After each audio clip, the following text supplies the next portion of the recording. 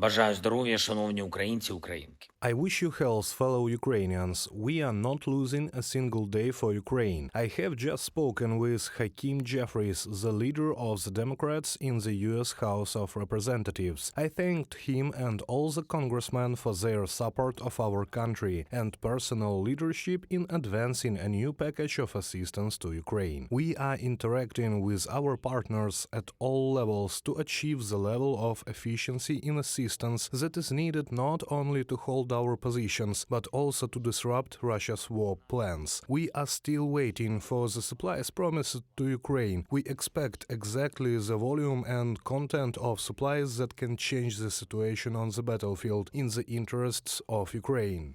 And it is important that every agreement we have reached is implemented, everything that will yield practical results on the battlefield and boost the morale of everyone on the front line. In a conversation with Mr. Jeffries, I emphasized the need for Patriot systems. They are needed as soon as possible. Also, our teams, Ukraine and the United States, are currently working on a bilateral security agreement, and we already working on a specific text. Our goal is to make this agreement the strongest of all. We are discussing the specific foundations of our security and cooperation. We are also working on fixing specific levels of support for this year and for the next 10 years, including armored support, financial, political, and joint arms production. The agreement should be truly exemplary and reflect the strength of American leadership. I am grateful to both our team and the team of the American side for the progress in drafting the agreement. Next week there will be quite a lot of international communication, both public and non-public. We remember what this year should bring us in the political sense, in particular the result with the European Union. Ukraine has fulfilled all the necessary conditions for the actual start of accession negotiations, and now it is up to the EU side to fulfill its obligations.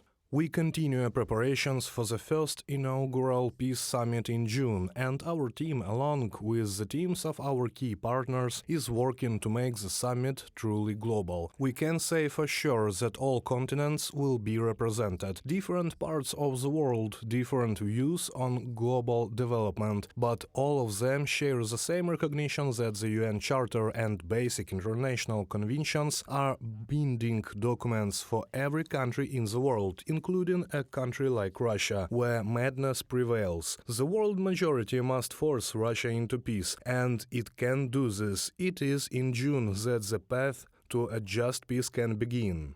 We are also preparing for the NATO summit to be held this summer. A strong political signal is needed. The alliance should not be afraid of its own strength or shy away from its own foundations. Every country that shares common values and is willing to actually defend them deserves an invitation to join the alliance. And our unwavering gratitude to the warriors, to all the defense and security forces of Ukraine, to each and every one of them at the front, at combat posts, on combat missions, Kharkiv region, Donetsk direction, all the southern directions. I am grateful to every soldier and commander who is doing everything to destroy the occupiers. This is needed the most. According to the results of the week, the warriors of the 57th and 58th separate motorized infantry brigades, as well as the warriors of the 35th separate marine brigade, deserve special gratitude.